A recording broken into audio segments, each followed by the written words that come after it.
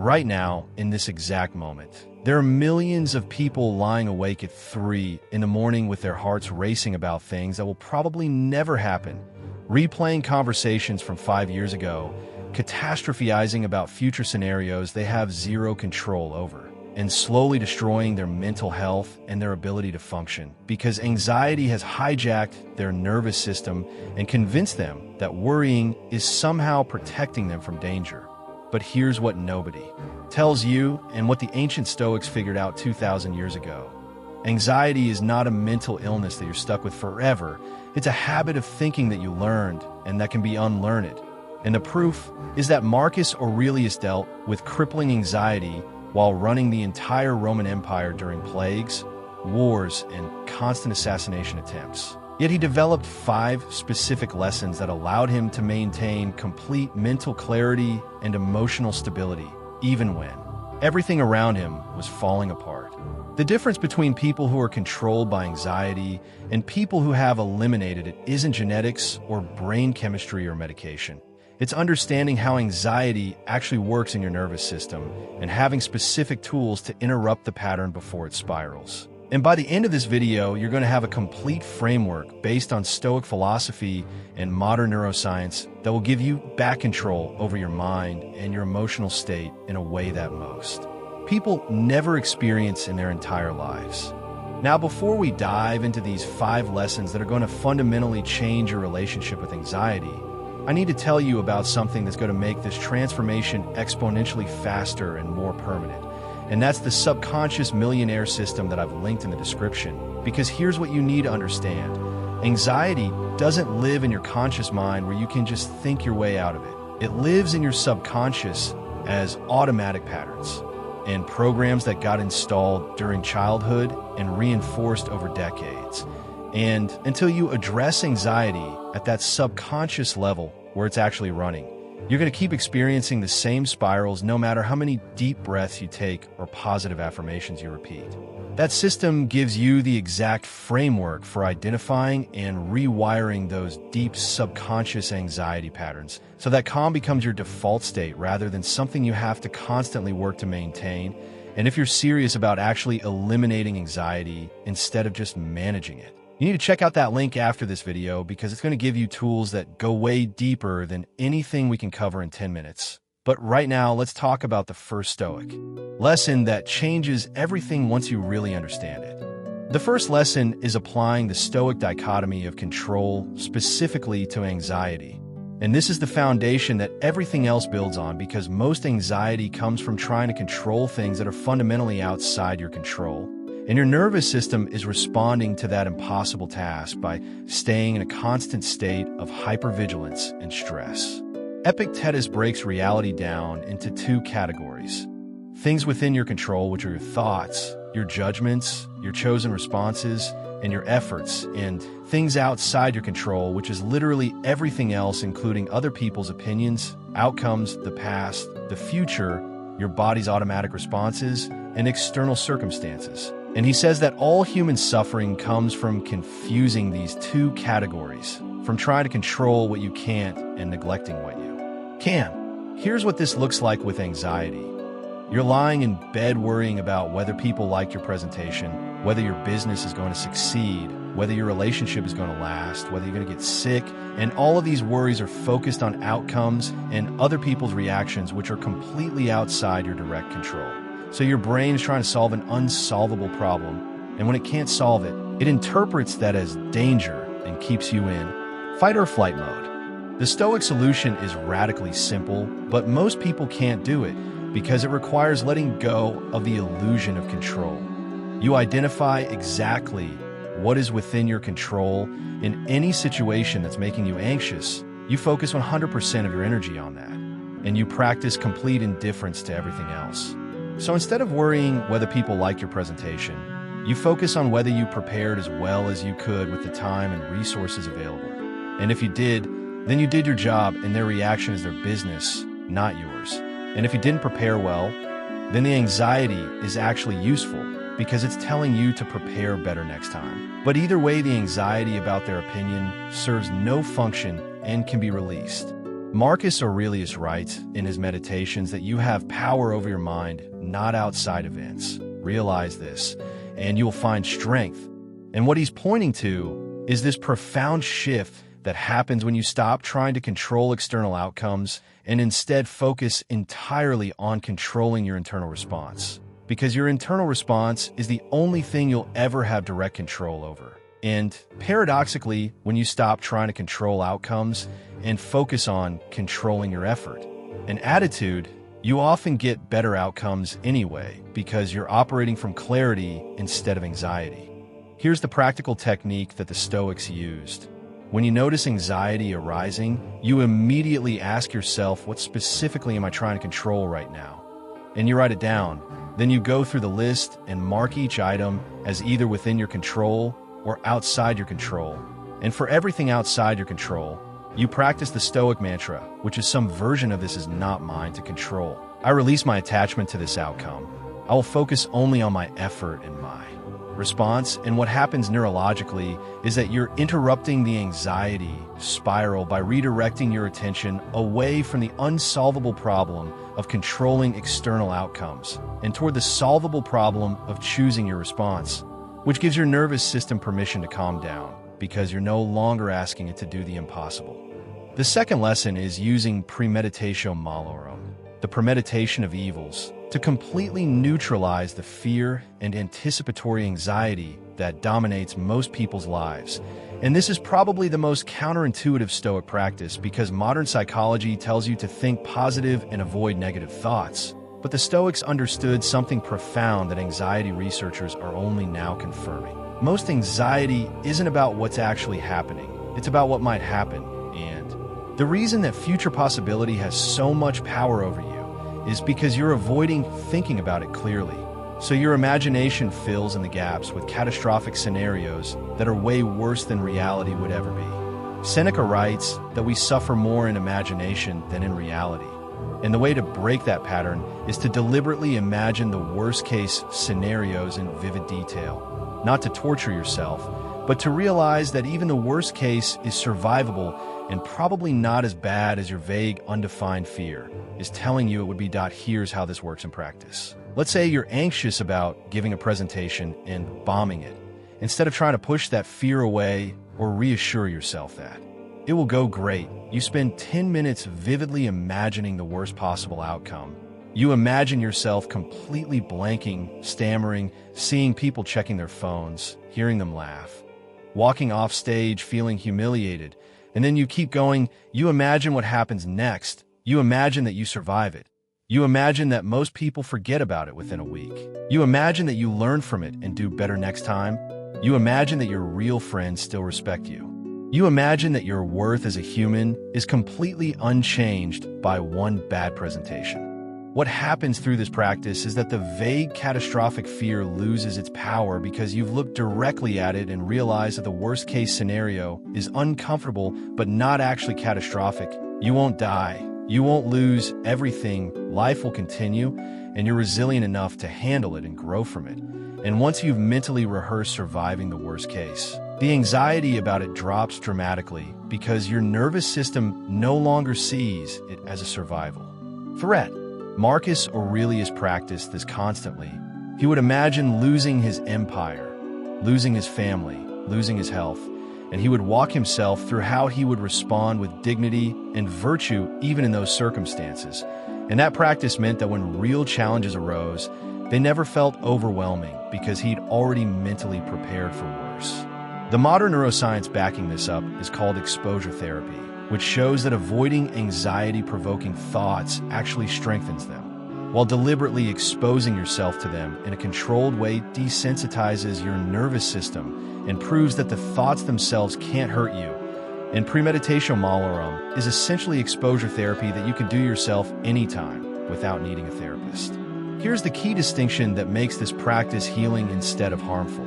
You're not ruminating on worst-case scenarios in a passive, victimized way, where you're just scaring yourself. You're actively imagining how you would respond and cope and grow.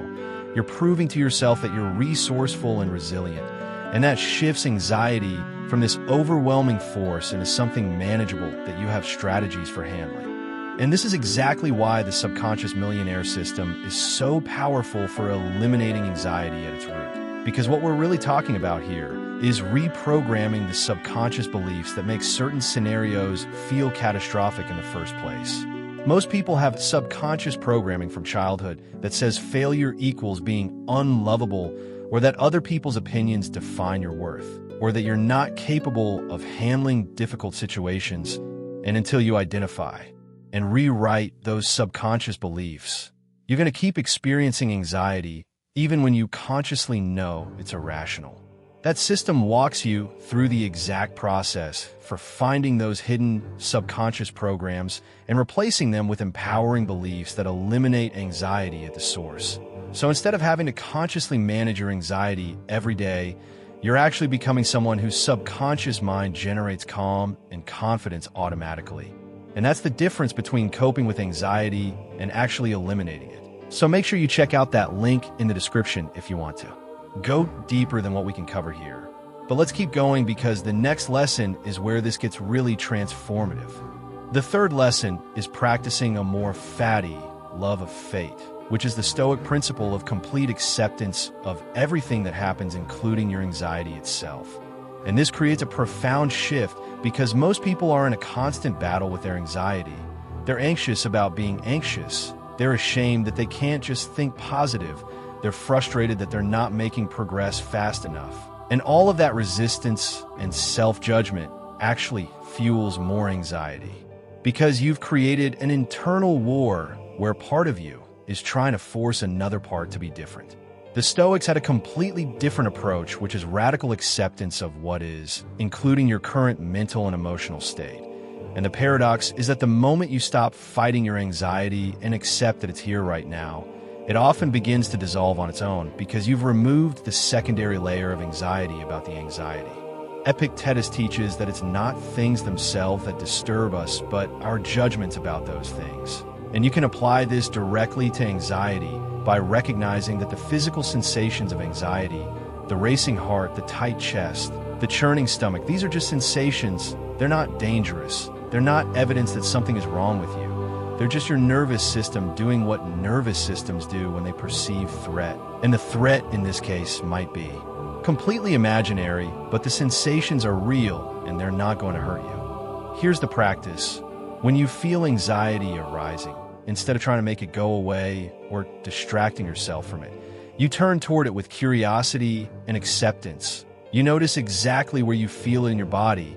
You describe the sensations without the story. You might notice tightness in your chest, or butterflies in your stomach, or tension in your shoulders. And you say to yourself, this is anxiety. This is what anxiety feels like in my body.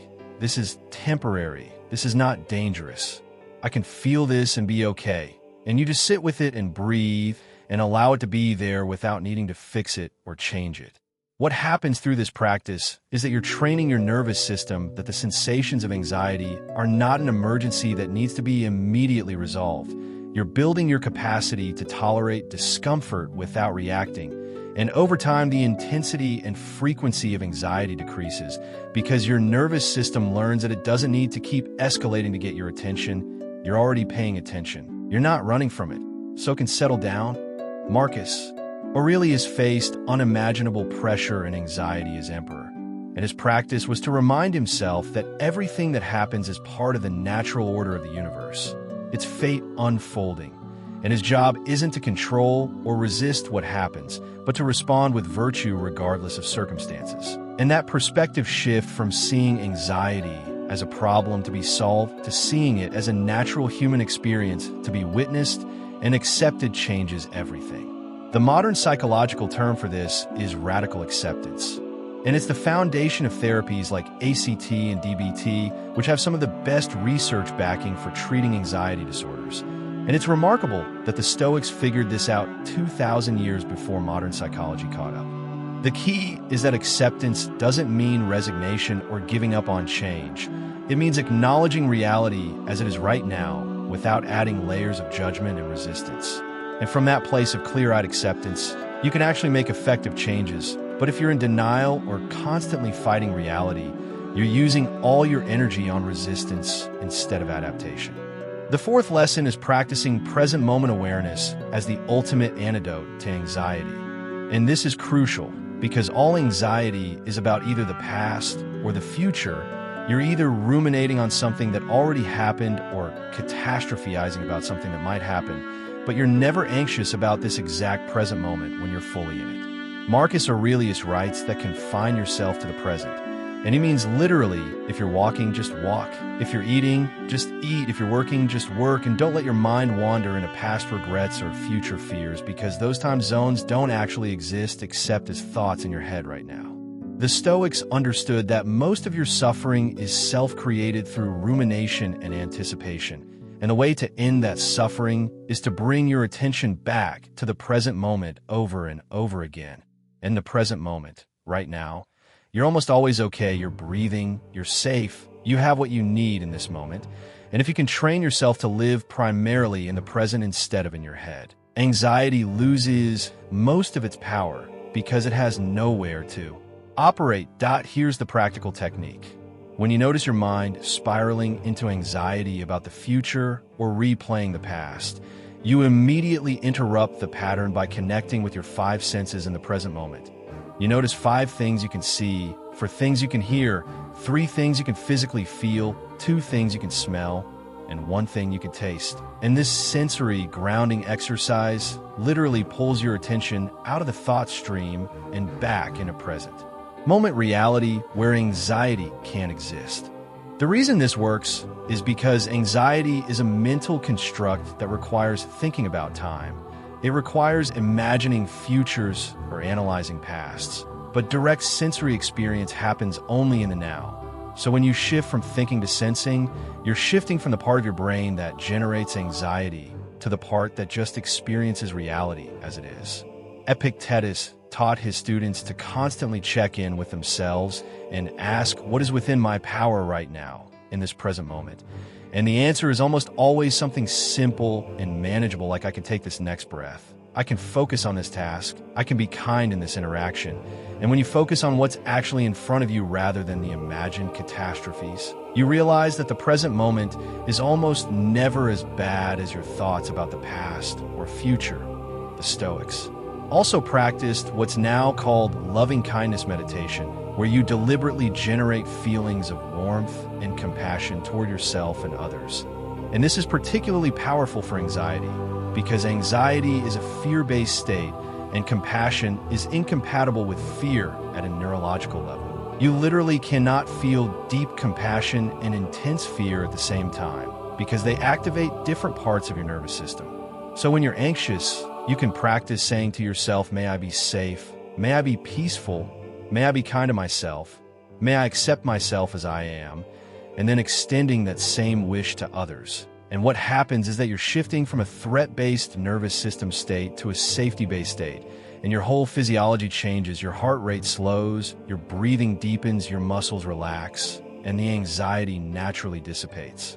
Marcus Aurelius constantly reminded himself that he's part of a larger whole, that every human is his brother, that we're all struggling with the same fundamental challenges of being human, and that perspective of universal compassion made his personal anxieties seem smaller and more manageable.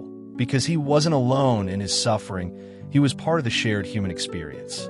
The fifth and final lesson is building anti-fragility through voluntary discomfort. And this is where you move from just managing anxiety to actually becoming someone who thrives under pressure and stress.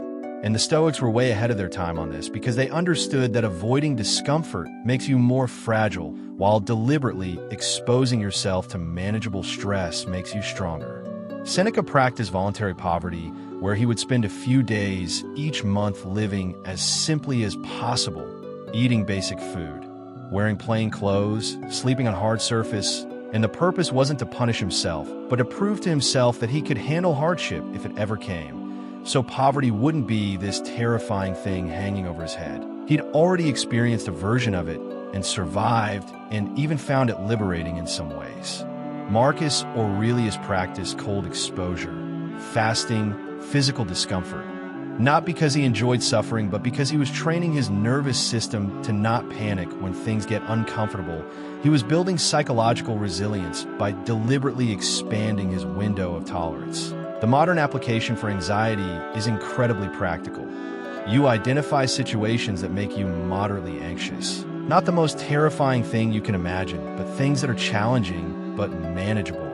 And you deliberately expose yourself to them repeatedly in a systematic way. And each time you do it and survive and realize it wasn't as bad as you feared, your brain updates its threat assessment, and that situation becomes less anxiety-provoking. So if social situations make you anxious, you start with something small like making small talk with a cashier, then progress to having coffee with one friend, then going to a small gathering, then a larger event. And at each level, you're proving to your nervous system that these situations aren't actually dangerous. They're just uncomfortable, and you're capable of tolerating discomfort. The key is that you have to actually do the thing. You can't think your way out of anxiety. You have to behaviorally demonstrate to your nervous system that the feared situation is safe, and repetition is what creates lasting change because each exposure weakens the anxiety pathway and strengthens the confidence pathway. The Stoics also practice negative visualization combined with gratitude, where they would imagine losing everything they have and then open their eyes and feel profound gratitude for what's actually present. And this practice simultaneously reduces anxiety about loss because you've mentally prepared for it, and increases appreciation for your current life, which generates positive emotions that counteract anxiety. The goal of all these practices is to become what Nassim Taleb calls anti-fragile, which means you don't just withstand stress and anxiety, you actually get stronger from it. You use it as information and motivation, and that's the ultimate transformation from someone who's controlled by anxiety to someone who has completely eliminated it as a limiting factor in their life. So let's bring all 5 lessons together into a complete system for eliminating anxiety. First, apply the dichotomy of control by focusing only on what's actually within your control and releasing attachment to everything else. Second, practice premeditatio malorum by deliberately imagining worst-case scenarios and realizing they're survivable. Third, embrace amor fati by accepting your anxiety without resistance and building your capacity to tolerate discomfort. Fourth, anchor yourself in the present moment because anxiety cannot exist when you're fully present with sensory reality. And fifth, build anti-fragility through voluntary exposure to manageable stressors that prove to your nervous system you're more capable than it thinks you are. These 5 lessons work together as a complete framework because they address anxiety from every angle: cognitive, emotional, behavioral, and philosophical. And when you implement all 5 consistently, anxiety stops being this overwhelming force that controls your life and becomes just another temporary sensation that you know how to handle. Now here's what you need to understand. Everything I've shared in this video is based on principles that have worked for 2,000 years and that modern neuroscience has confirmed, but knowing these principles intellectually will not eliminate your anxiety. You have to actually implement them. And that's where most people fail, because anxiety is driven by deep subconscious programming that requires more than just conscious effort to change.